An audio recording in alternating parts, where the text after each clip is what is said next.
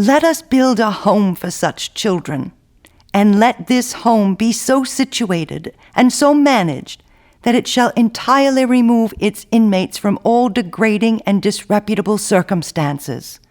And let us adopt therein every possible method to train them into good citizenship. In each cottage I would place a good woman, and a certain number of children, and this should be their home.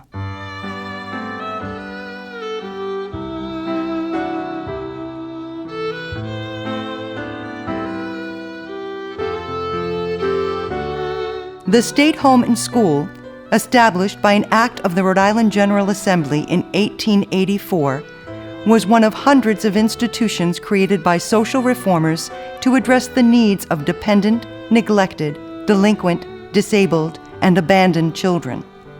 These children's homes, infant asylums, shelters, reformatories, and orphanages have disappeared from the social landscape, leaving little trace of their history.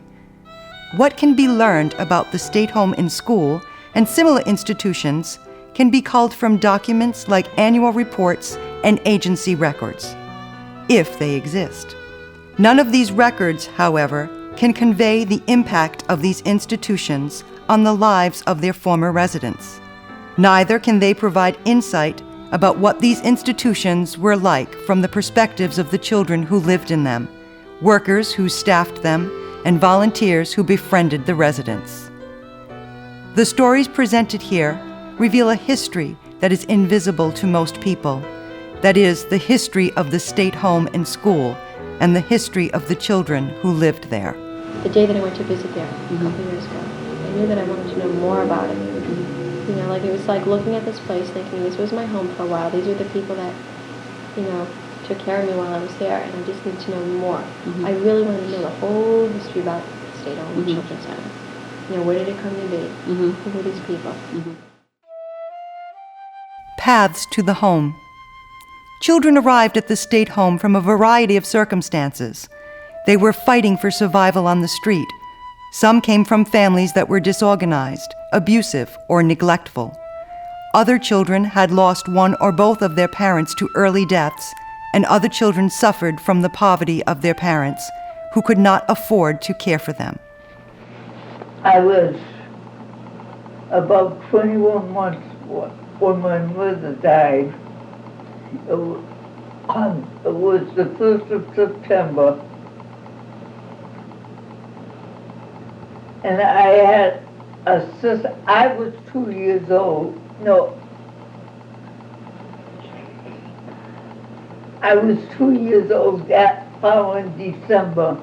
I had a sister that was 5 years old and a brother 9 years old. And my father was taking care of them. He was looking for a housekeeper. I don't know where I was, but he was looking for a housekeeper, and he was going to take me back with him. But in the meantime, one morning, just before Christmas, he got up and put a pot of coffee on the stove. He went back to bed. The coffee boiled over, I guess, and put the flames out.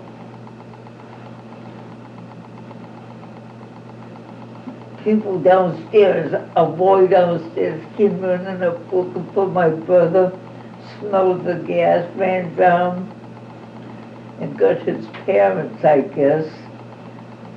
They came up, they called the fire department or whatever, and they found my sister and brother dead. And my father died the day after. My mother had a nervous breakdown because, you know, there was no food, and this was the middle of the Depression, too. Everybody was poor. And she had a nervous breakdown, so the state came and picked her up and took her to Howard, mental institution, and my father took off. You didn't eat most of the time, and you got your food by stealing it off the milk off the back of people's porches. I didn't have no friends, didn't have no family. How did you relate to other kids? You looked at them as either being people you could take advantage of or people that would take advantage of you. And we didn't want to be there, because you got to remember we're kids. Yeah. We want to be home, even though there's nothing there, that's where you want to be. But now that I think about it now, I really think it saved our lives. Wow. Because the way we were going. Yeah. I mean, at first we were just stealing food. Yeah. But eventually, God only knows what we've been doing. I remember starving, and I still remember that too. We didn't have any food. I had malnutrition, rickets. We lived on Grove Street, and Ward's Bakery was right down the end of the street, so we used to go down there, and they used to give us the stale bread, and we'd eat that. And then in those days, they used to deliver milk, and those bottles of cream was at the top, and we used to go and steal milk and drink the cream. And I remember eating beans, but not much else. I was transferred from there along with a brother to the state home. And it probably was the best thing. Looking back now, many times I've said probably it's the best thing that happened to me to leave the college house, because I was really too big for my own britches. You know, I was becoming a bully. And I thought that, you know, I was king of the hill, and really. I guess I was acting out at school and getting in trouble, and his response was to bring me to the authorities for straightening out. So I went to the superintendent's office, and then a family court referral, and then I think the judge said, well, your father's unable to control you, so the state will take charge of you and we will straighten you out. You know, we will make you into a productive citizen. That's how I ended up there. At that time, it was the Dr. Patrick O'Rourke Children's Center. But they did think that I had outstayed my leave at college shelter. So along with my brother, they shipped us off to the state home, which made it so that I was no longer a bully, because now I'm with people who were bigger and stronger and et cetera, older and the whole bit. So it was a case of survival now instead of bullying people. And I think that that was the turning point for me insofar as becoming either a good kid or a bad kid. And I wasn't the best kid, but at the same time, I was subject to disciplines that kept me from being a bad boy. The first day. The day they entered the home is clearly memorable to former residents. As children, they had clear impressions of the living quarters, the meals, and the other children. Some children were confused and fearful. Others felt relieved and rescued. The first thing, they gave me a meal, and I thought it was the most wonderful thing in the world. And I remember that meal to this day. It was mashed potatoes with gravy, in a bowl with a hot dog on top of it. And I thought that was really great. Real food. As I remember it, when you first went in there, they take you into I called it a hospital, probably an incoming type of thing, but they took you into this hospital, and they cleaned you up. In other words, they cleaned your hair, they gave you a bath, they showed you a toothbrush, but I never saw a toothbrush, gave you a toothbrush, and they had these little areas where the beds were, maybe 2 beds in a little cubicle. We couldn't believe it. Sheets on the bed and food. We didn't want to be there. Yes. You know, we still wanted to get out of there. Yeah. But still, we couldn't believe people had all these. 3 times a day, my God, I couldn't believe it. Clean sheets, a bath. We didn't have any. Where we lived, the toilet was in the basement. It was rat infested, so you had to dig it down there. No lights. Well, I felt, very confused. I felt angry. I think, why am I here? I really couldn't figure out why I was there. Because you always want to say, gee, I'm in the hospital because I had an accident or I'm sick. But I couldn't answer the question, why am I here at the Children's Center? I just knew that this was where I was, and so I started out kind of on that footing, not understanding or knowing why I was there, no one really explaining to me in words I could understand.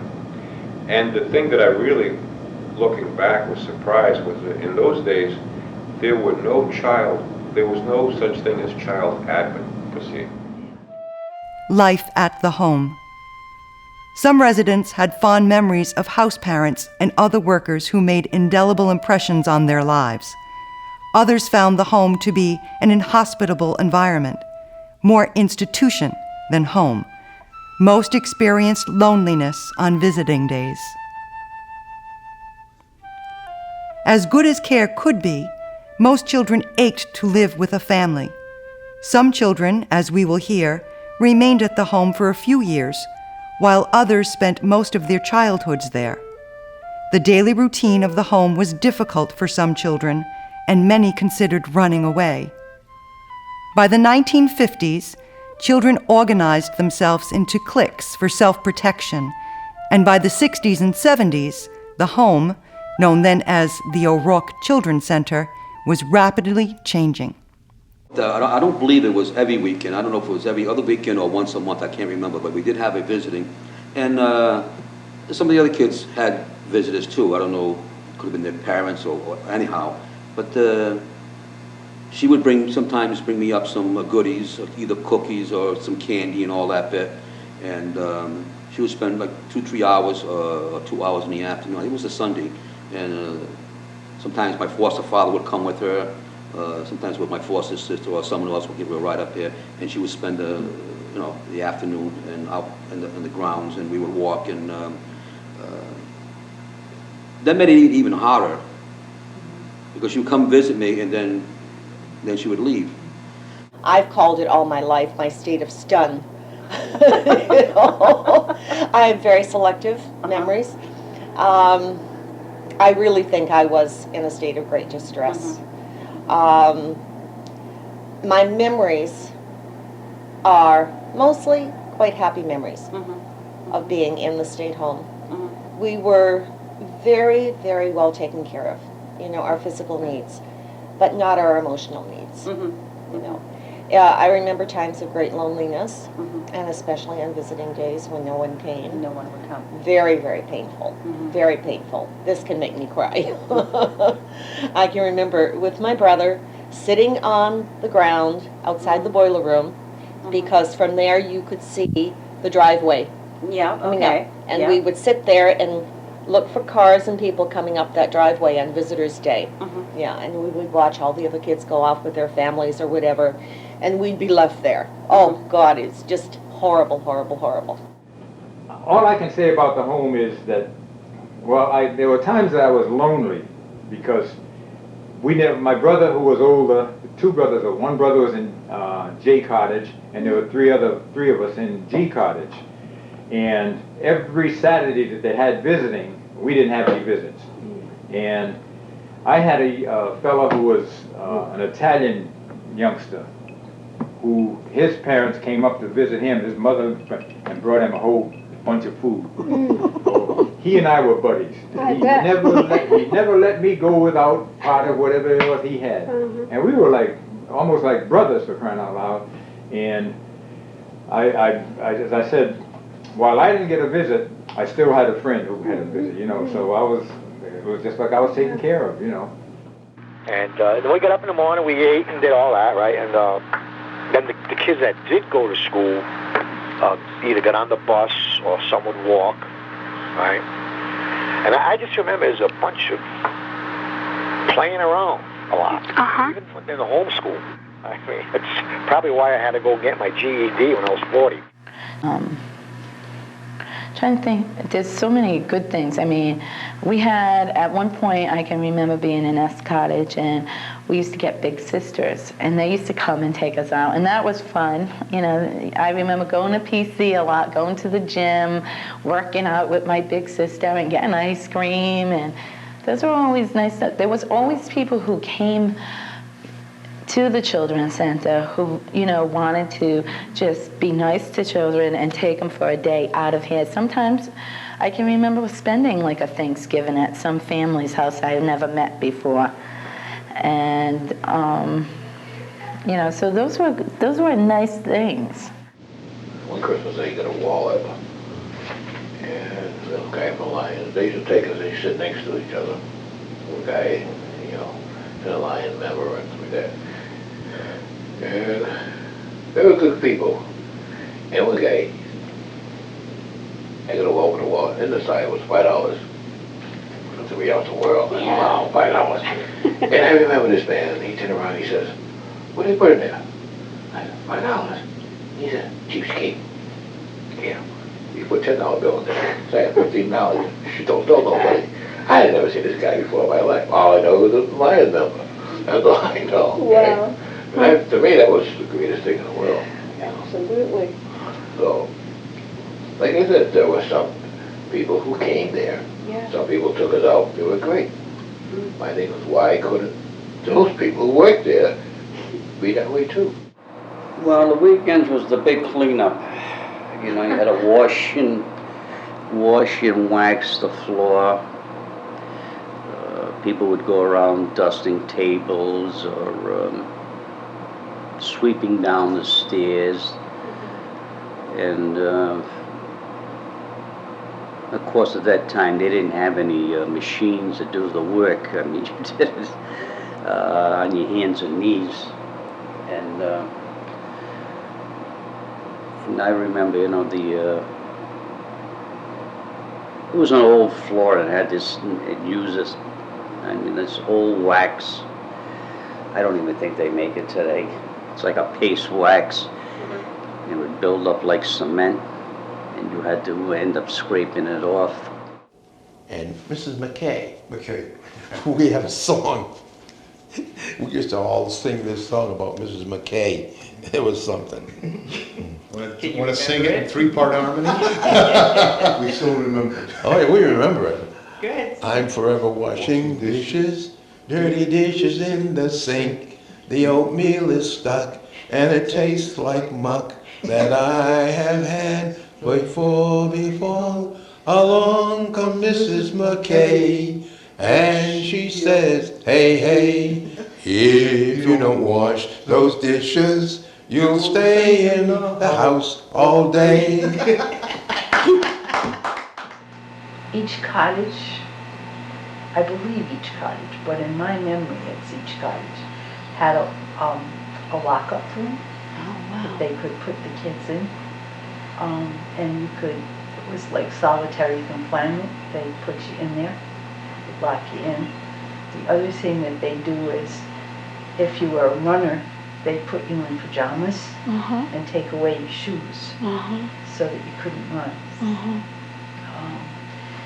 And then everybody knew that the kids got whacked. Yeah. And like you pointed out, in some cottages there was the official kid that was told to discipline the other kids. Yeah. So in other societies we would have called them a bully. Now, you know, you got to remember that this is a child's mind, and you're already being bombarded with, you know, just your own nightmares of, you know, what you just had gone through for the past 2 years. You know, living in a safe environment in a mango grove in Puerto Rico, and all of a sudden you're in this institution and you're alone, and I think these people made it clear that you're bad, and I think that and I went along with it, and I did get bad. And I think that's what the difference today, you know, how kids are being treated. There were lots of cliques and subgroups there. There were, you know, there was sort of a dominant and a less dominant group. The bigger kids were the dominant ones, but even of the bigger kids, some were, you know, sort of like rulers of the grounds, and they, you know, people didn't kind of mess with these kids, and if you were among the rulers, you could go up to someone and say, hey, you know, give me a cigarette, that kind of thing, and you know, these tokens were expected. Yeah. There was all kinds of subgroups up there. You know, know, there were cliques, jocks. You got to remember that, and believe me, you didn't want to show too much emotion. It was like being in a mini prison when you think about it. You know, there was the king of the cottage. You know, there was always every cottage had a king. You know, even Cape Cottage had a king. And you had to, you got to prove yourself. Well, you got up in the morning early. Yeah. I can't remember the time. You had certain chores you had to do. Yeah. You get up, get dressed, you do your chores, and the house mother would come and check them, and if they were okay, depending on the time, you'd have to get ready to get on the school bus. You know, didn't wait for a school bus. If it was a Saturday, after you finish your job, usually about noontime, you more or less could do what you want. But you had to stay in the area. You couldn't leave. Right. My older brother had a paper route. And we deliver the papers, and then after we finished, we'd go to the drugstore. It used to be this far now. Get a hot chocolate, because usually it went time free. And that was the big thing. I went for the hot chocolate. Yeah. And to get away. Not that I didn't think that there were times that I'd run down that hill, because the girls used to run away. And I'd say to myself, if I ran down that hill, where would I go? I didn't know where to go. There was no place for me to go, really. How would I get any place? And I knew that, because I thought about it. I thought, where do those big girls go that run away? How did they get out of here? I mean, it's very easy, because if you were bringing out the garbage, you could sneak down the hill, because the house mothers were busy with doing other things. But I thought, even if I went down there, I'd have to come back, because what would I do when I went down there? I have no transportation. I couldn't walk. I didn't know where I was. I was too little. But I thought about it. Okay. The freedom, you know? Freedom. Yeah. I was up at the home. There was a social worker. She used to come and take me over to St. Joseph's Hospital. They had a pool.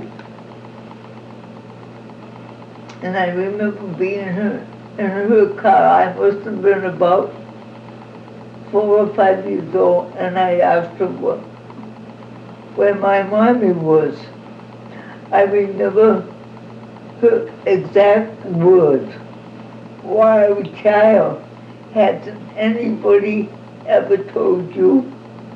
Now, I don't know whether she told me she died or she's in heaven. And I had a set of rosaries. And but I would get into bed at night, and I had a system. I don't know how I did it, using my 10 fingers and 10 toes.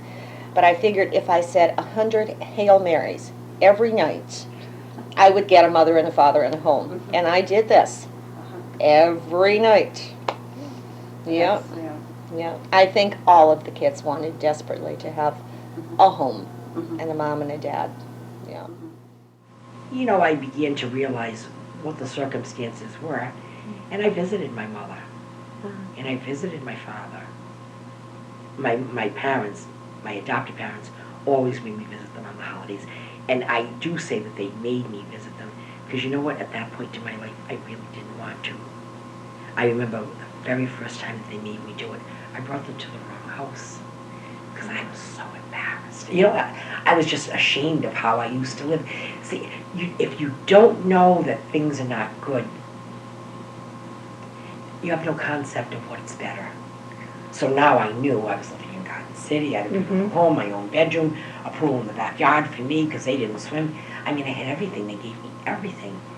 And now I was going to bring them to this deprived area, and I thought, I can't let them think that I live like that.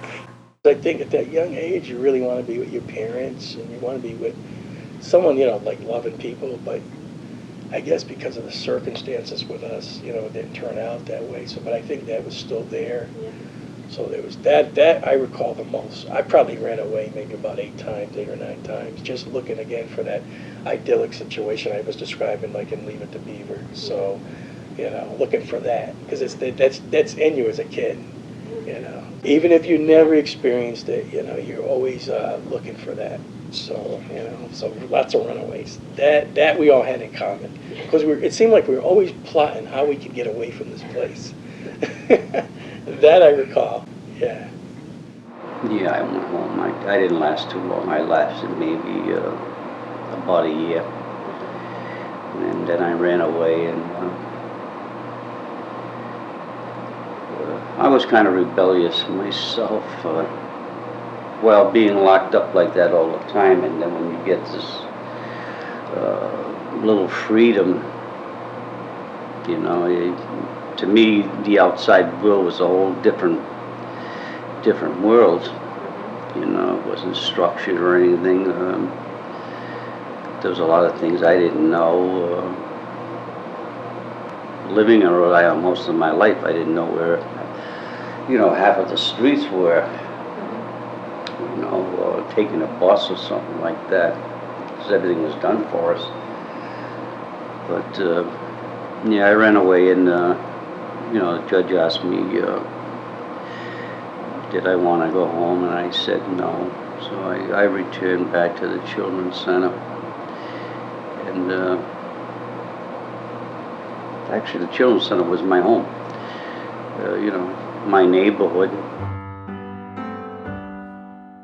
Being a child of the state, children felt the pain of being different, especially as they attended local schools and became aware of the stigma of being a state child. Residents responded to this feeling of difference in many ways. They also understood that they shared much in common with their fellow residents.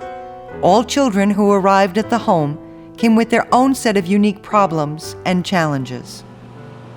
Well, I'd read enough that I knew about orphanages, and I knew about I knew that this home was not an orphanage,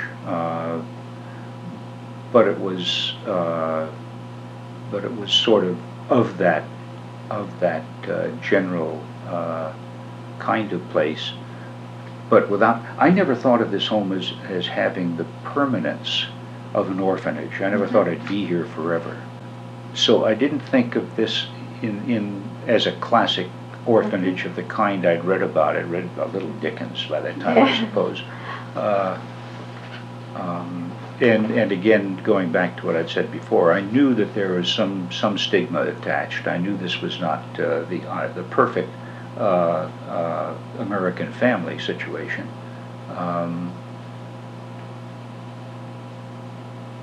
But I suppose I didn't dwell on it or let it get me down. I just did what one needed in the circumstances to get on with life and survive.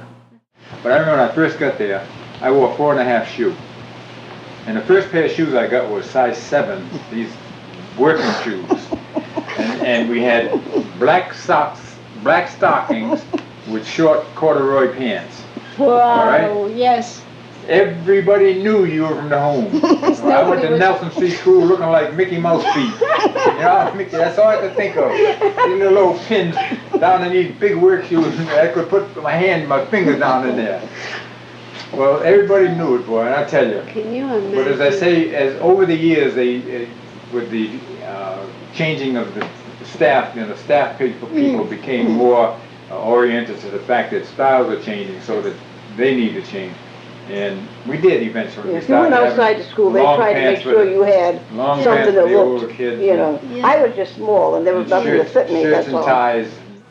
When you walked into the door, they had this big room to your right. And they had all these clothes just piled up. I don't know where they got the clothes from, where they donated and what the deal was. They weren't nicely put away. They were just like laid out on these tables. And you had to wear the same clothes 3 days in a row. That was so embarrassing. Not only were you singled out like the Children's Center bus has now arrived, but you had to wear the same clothes. Now granted, I didn't come from the Ritz. We were very poor, but at least we tried to put different clothes on every day. I mean, even I knew the difference, like,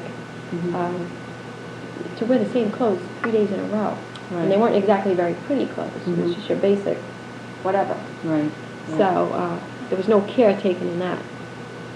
And there was a one-room school room, And upstairs was the chapel where we went to church on Sunday. And from there, I ended up going to Windmill School, which was kind of an experience because here at the home here, everybody knew where we came from and we didn't have to compete with the outside children. But when we went to Windmill School, and I'm sure the other ones who went to the other schools, here comes the kids from the home. And our bag lunches were always brought later, sometime during the morning, our bag lunches, because we never carried our lunch. And they would bring the state lunch kids up to the school, and when it was time to eat, we had to go pick our bags up, and of course we got, they had to go pick their lunch up. Typical school kids teasing and all that bit, but we did stand out and became the state kids, or whatever you want to call us. When I was made to go to school, I think George J. West is where I went in high school in the beginning. Kids just ignored you, they kind of like, you weren't there, you were something, you were an invisible, unwanted being in the school. And even the teachers, after a while, the teacher would go around the room asking questions. I wouldn't answer, I didn't want to call attention to myself. Yeah. So after a while, she didn't even call me anymore. We kind of had an agreement, I didn't want to be there, they didn't want me there, so therefore I wasn't there. I was invisible. It always felt different, felt different as far as people that I would go into somebody's house or something like that, where they would have a daughter or a son like that, and I always thought, that was, kind of nice to have, But I always felt out of the picture, like I was a state kid and that was it. Like we had the plague, Right. So, they looked at us as, well, where's this kid's parents? So they were a little more leery of us, And,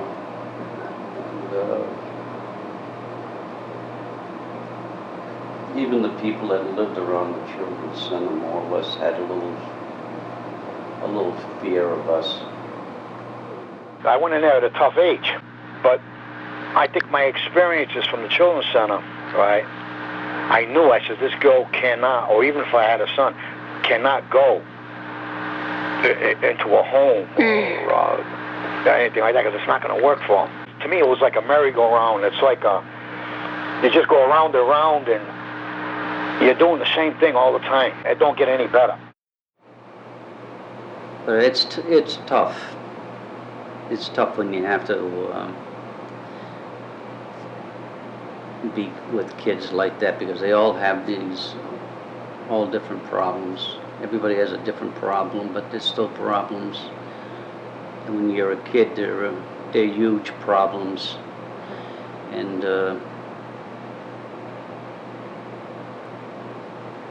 like when I was there, when I was in the children's center, they knew very little about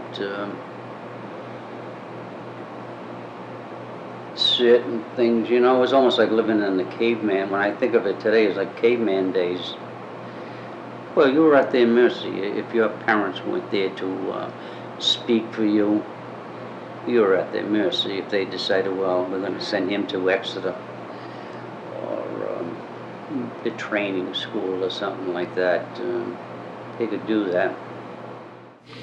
I never got in trouble or retaliated in any way for what I'd been through. I always felt very ashamed of it. People would ask me, tell me about your family, and I want to jump under the table.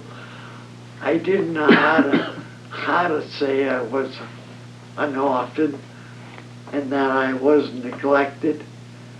I felt so insecure, and what would people ever think?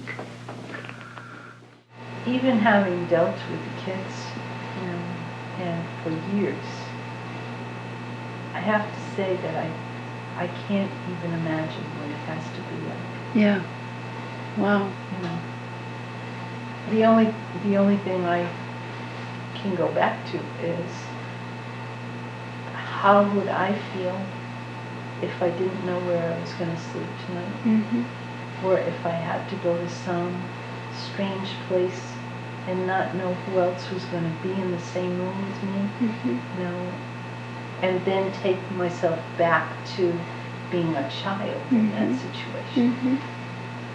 And not knowing where your parents are, where your siblings are. It was all around Christmas time. If I was doing anything, I still wasn't doing anything. If I would go with them down to the store, shopping. So I said, okay. And I did, but it bothered the hell out of me and I couldn't do it. Yeah. And I see myself back there again. I seen the kids there and I seen me and I see my brothers and I see my sisters. And I just, you know, and he looked at me and he said, "You're not here no more." And I said, "Yes, I am. I'm there with everyone, every kid here. That's me." And he said, he knew what I was talking about. He said, then he apologized. I didn't think it would bother you that way. So I never bothered going back there. And it really put a hold on me. It affected me that much. Leaving the home. Some residents were adopted or placed in foster homes early in their stays. Others did not leave until family members could care for them. Children were also discharged and went to live in the community at the age of 16 or 18, as state policy dictated. Other children left the home when they joined the military or when they ran away. I used to think, well, God put me on this road for a reason. Well, this woman, the social worker at the bureau, called me into the office. I was there maybe a few months. And this woman that was making the dollars was in there. This is my favorite part of the story, my favorite part of life. And so the social worker, Miss Nora, says to me, "Anna, how would you like to go and live with Laura Valladon?" And I looked at her and she said, "Yes, Anna, I want you to come live with me." And he taught school with my adopted mother, and he said to her, "Helen, will you take this kid for a weekend?" And that's how I got out of here. She took me for a weekend and fell in love with me, obviously. And I had to come back because I went for a weekend and then I came back like on Sunday evening. And months had passed. I thought, well, I'll never see these people again. Maybe they weren't interested, but I didn't know how they felt about me, you know, and it didn't make a difference, but I just wanted to get out of here, you know, just for a weekend, just to have someone to take me someplace. And so then my social worker, who was Eleanor Byerly, a wonderful, wonderful lady, came to tell me that these people would like to take you as a foster child. I said, "Ooh, I'm psyched," because they lived in Cranston, they lived in Garden City in a nice home, and something that I was never used to, you know. I mean, it was very structured, you know. I had to get up and go to school every day. So anyway, I did live there for a year as a foster child, and then when I was 13, I could make my own decision. They had to speak to my parents, naturally, so they would give the waiver to give me up for adoption, which they did. And that was a good choice. That was a good choice, and we all agreed that would be a very good choice. So I was legally adopted in 1963.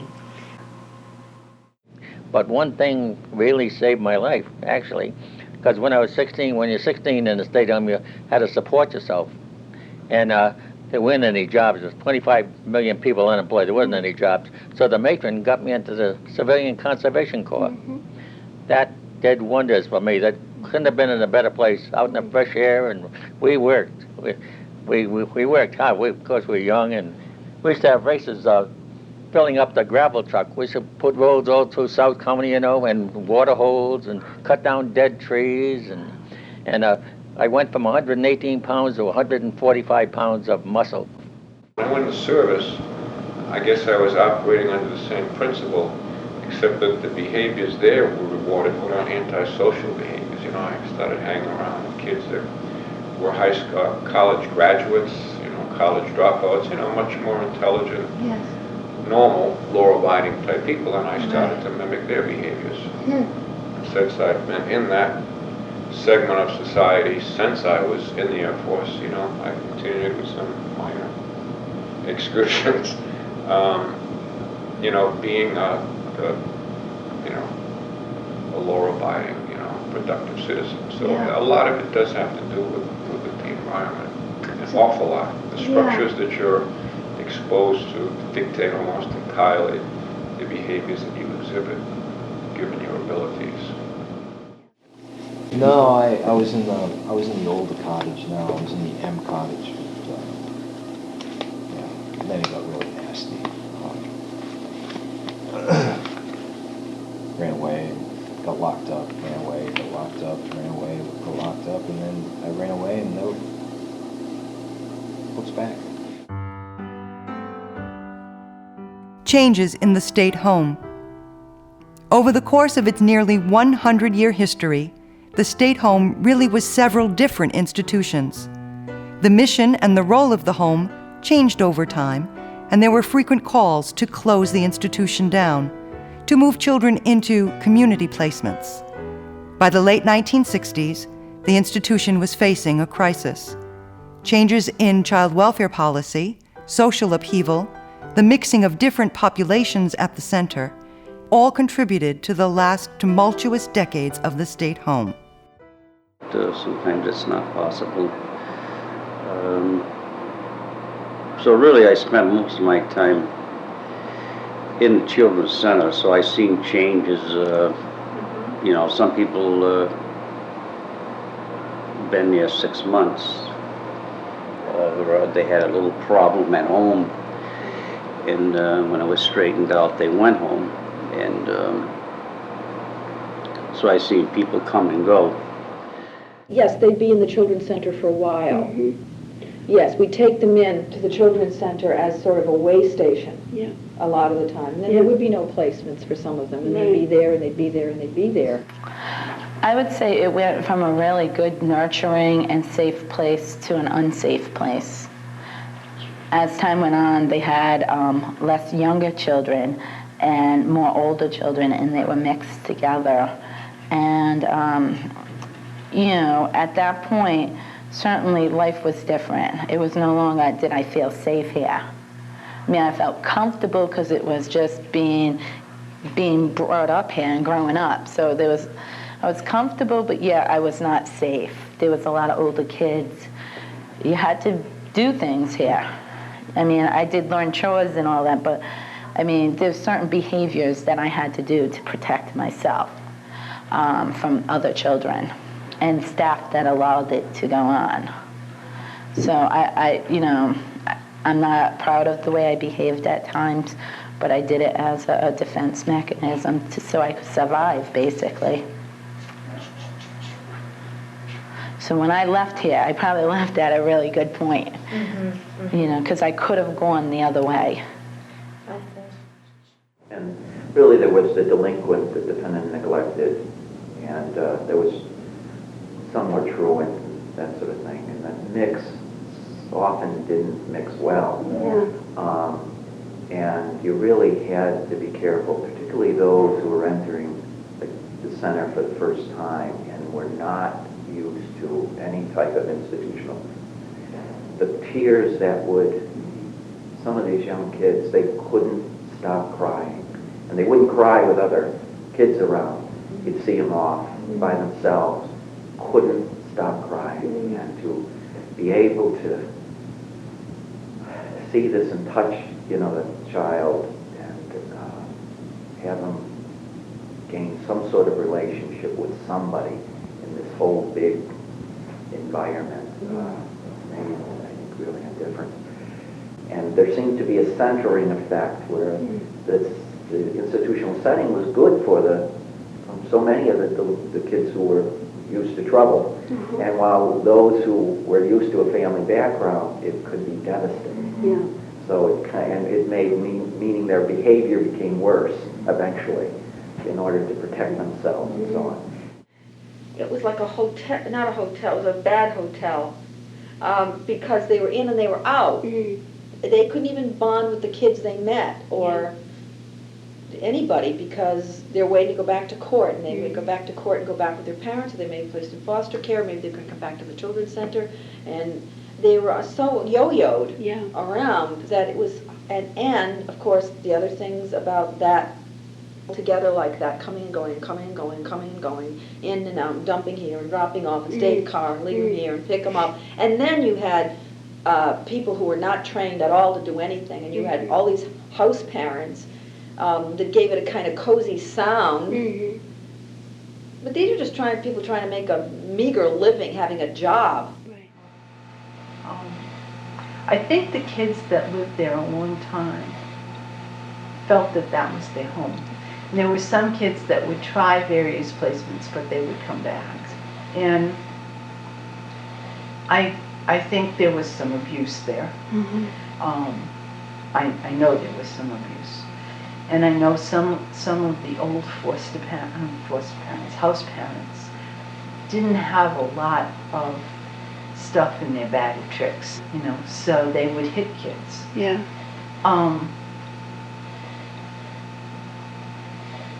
But I don't think basically they beat them. They would just whack them. It wasn't any worse than what they would have gotten at home. It was from a stranger, and they probably shouldn't have been hit. But was it worse for them to be hit or be out on the street? And when they finally took hitting away completely, that's when the things seemed to really fall apart. You couldn't hit the kids, and the kids knew it, and they just went wild. What's important is that the philosophy of child welfare changed in, the early 70s to mid 70s, and families that were kids that were in foster care for the long haul, as they might have been viewed in the early 70s. The philosophy changed, and there was far more emphasis on reunification and looking at situations and making decisions within a timely manner, so that children could either go home, or as time went on, laws changed. People started really looking at releasing children for adoption involuntarily, and so that's what happened. But within I don't know how many years, there was no children's center. It was something that was antiquated and had to change. And I'm not saying that the children's center report changed that, because I think then there was a lot of resentment that children's center report, that for a while the kids were really screwed because that wasn't in place the way it had been, and other systems hadn't been developed. So what did you people really accomplish? I'm glad they closed it, because that wasn't, maybe at that time that was the only way they knew how to deal with the situation with the kids coming out of misplaced homes and split up homes and stuff of that nature. Right? But to me, I think it was like a breeding ground. This was an institution that the society created because they saw a need. They saw that there was unfairness, there was harshness, there was trouble, and they wanted to do something about it. And so you gotta always go back and understand the nobility or the good intention of the origin, and then you simply have to say how it was imperfect. Just like Mike said, it was imperfect in its implementation of that mission because of complications that it was confronted with. This is a very complicated situation where the institution of the family, the most fundamental institution, has broken for certain children. And what does the society as a whole try to do to intervene in a way that allows the kid to sustain himself so that they can have a decent life? Right. So it's a tough job. It's a complicated job. Reflection on caring for children. The experiences of being in state care have had important and long-lasting and mixed effects on the former residents. Lessons for childcare workers and policymakers are offered here from those with direct experience of being a child of the state.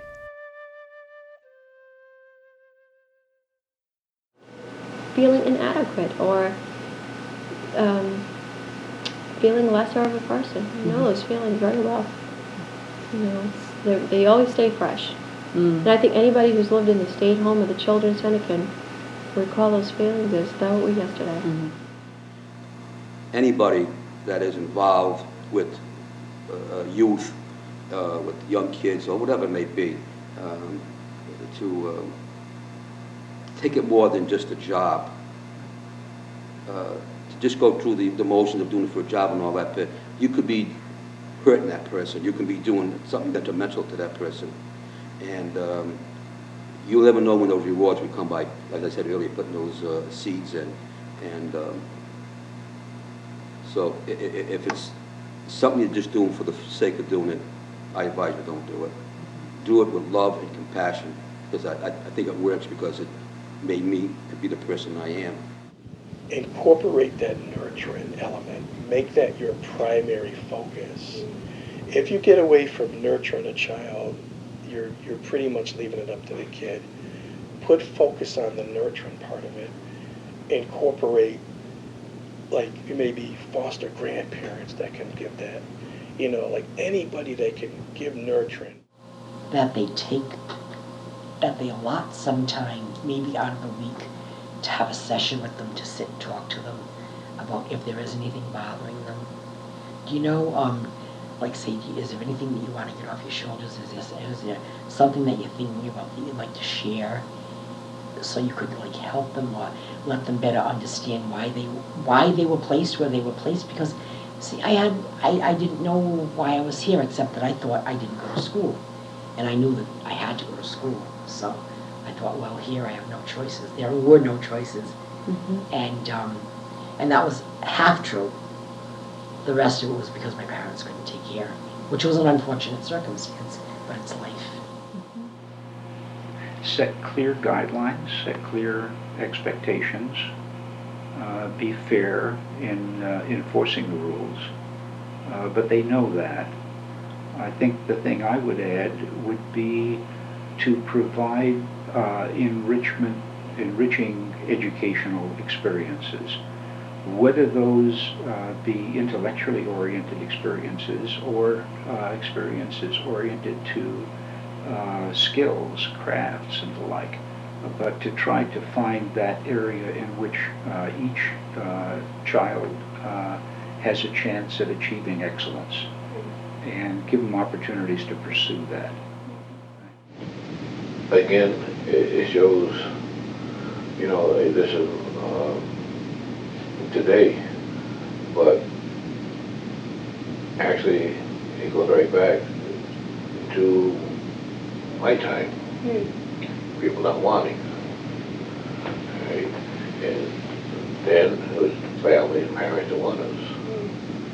Now they closed the place down, like you said, it's 79. The state didn't want them. Kids could grow in a situation of the children's center with the right things there, with the right people. You get people like Miss Clean, like Willie Powell, people like that, you know, people who care. Now, it's going to take more than just the people programs. Okay, things that people that do schooling, right? Things that after school, different things, you know, structure to build hope for the kids. We had no hope. What we had to do there, our hope was to escape and get away, you know, build our own stuff. And not everybody tried to escape. Not everybody did.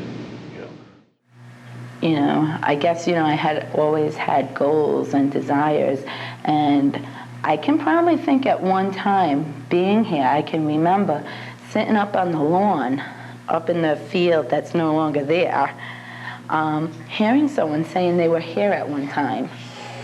and that this is who they are today, and all the obstacles they overcame to get where they were just was inspiring to me. And I don't know if that stuck with me, but I think it's important for even younger kids and kids in care to hear people saying, hey, we've been there, you can get through it. I think is vital to many children, especially teenagers, who just think, nobody understands them.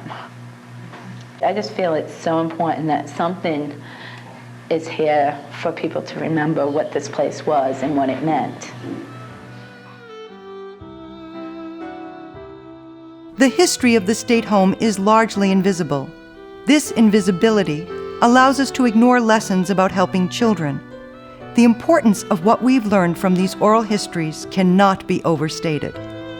Not only because it is valuable to learn about our past, but also because it is crucial for all of us to be concerned about those children who remain in state care today.